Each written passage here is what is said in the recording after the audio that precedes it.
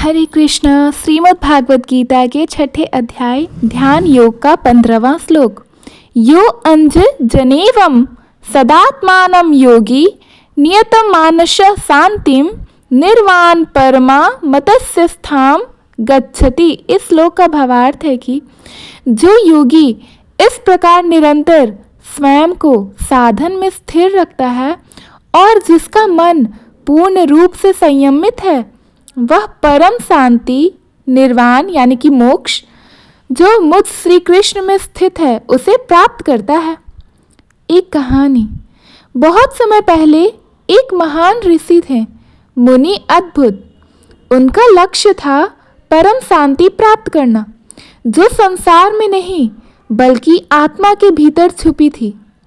वो एक घने जंगल में जा बसे। दिन रात ध्यान, साधना, मौन, यही उनकी दिनचर्या बन गई थी। शुरुआत में उनके मन में बार बार विचार आते थे, मैं सही कर रहा हूँ, मुझे परिवार की याद आ रही है, भविष्य क्या होगा। पर उन्होंने मन को संयमित करना सीखा।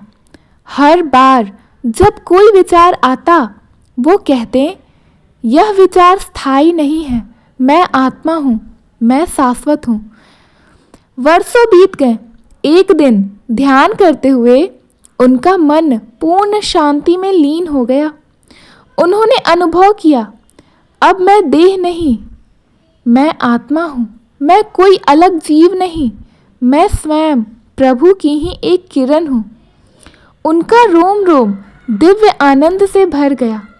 तभी उन्हें भीतर से श्री कृष्ण का अनुभव हुआ। हे योगी, तूने मेरे स्वरूप को पहचान लिया। यह परम शांति ही निर्वाण है, अब तू मुझ में स्थित है। इस श्लोक से और इस कहानी से यह संदेश मिलता है कि शांति बाहर नहीं, भीतर मिलती है। संयमित मन ही आत्मा की आवाज़ को सुन सकता है। श्री कृष्ण में स्थित योगी ही असली मोक्ष को प्राप्त कर पाते हैं। ध्यान, साधना और निरंतर अभ्यास से आत्मबोध होता है। 16वां श्लोक। नात अति यश्रंत योगी अस्ति न चैकांत मनश्रतः न चांति स्वप्नशीलस्य जाग्रतो नैव चा अर्जुन। इस श्लोक का भावार्थ है कि हे अर्जुन, जो व्यक्ति अत्यधिक खाता है या जो बिल्कुल भी नहीं खाता, या जो बहुत अत्यधिक सोता है या जो बिल्कुल भी नहीं सोता, उनका मन न योग में स्थिर हो सकता है और ना ही उन्हें सफलता प्राप्त करने में सफलता मिल सकती है।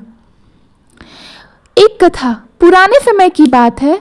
ऋषि दयानंद नामक एक संत थे। वे कठोर तप करते थे, बहुत कम भोजन करते थे और रातों को बिल्कुल भी नहीं सोते थे। एक दिन उनका शिष्य उनसे पूछ बैठा, गुरुदेव, आप हमेशा थके और चिंतित क्यों दिखते हैं? गुरुदेव ने उत्तर नहीं दिया। फिर एक दिन एक वृद्ध संत उस आश्रम में आए। उन्होंने देखा कि गुरुदेव ध्यान में बैठते ही झपकी लेते हैं। उनका शरीर कांपता है। वृद्ध संत बोले, हे महात्मन, शरीर ही साधना का माध्यम है। यदि शरीर ही असंतुलित हो गया तो ध्यान कैसे होगा? गुरुदेव ने यह बात मन में रख ली। उन्होंने अब एक नियमित जीवन अपनाया। समय पर भोजन, उचित निद्रा, ध्यान और अभ्यास किए।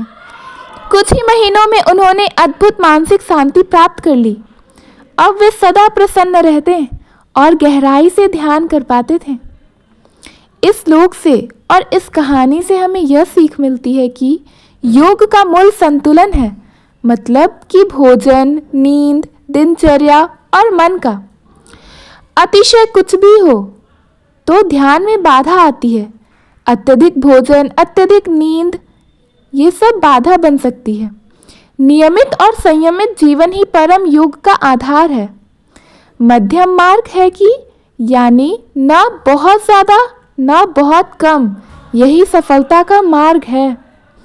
धन्यवाद। अगर आपको ये दोनों श्लोक का अर्थ समझ में आया तो कृपया हमारे चैनल को सब्सक्राइब करें, इस वीडियो को लाइक करें, अपने फ्रेंड्स फैमिलीज़ के पास शेयर करें। धन्यवाद। राधे राधे। हरे कृष्णा।